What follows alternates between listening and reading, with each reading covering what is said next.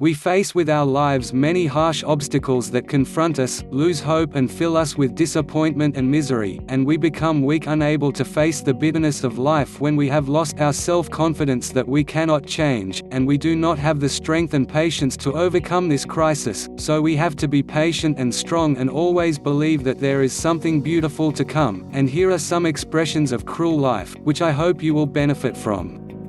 Do not look at the papers whose color changed and their letters faded, and their lines lost between pain and despair. You will discover that these lines are not the most beautiful that I have written, and that these papers are not the last lines that have been written, and they must differentiate between those who put your lines in his eyes, and who threw them to the wind. Did not these lines were not merely beautiful, transient words, but they were feelings of a heart lived by letter, and the pulse of a person who carried a dream and was struck by its fire.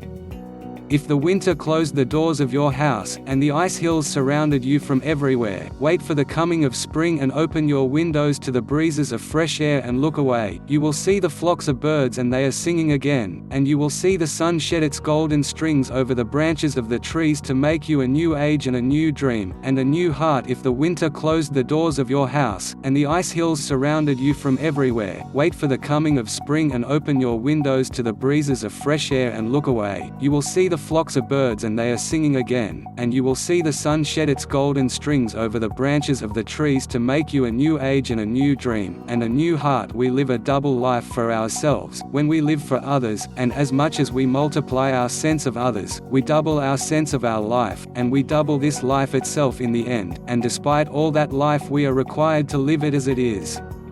It is really unfortunate that you search for honesty in the era of treachery and search for love in cowardly hearts, although sometimes betrayal will be the most beautiful feeling if the betrayed person deserves it, but in the end beautiful, true love remains his memory forever, and false love ends to the last point at the bottom of the wound. Life has taught me to make my heart a city of its loving homes, its paths of forgiveness, and to give and not wait for the response to the giving, and to believe with myself before I ask someone to understand me, and taught me not to regret anything, and to make hope a lamp that accompanies me everywhere.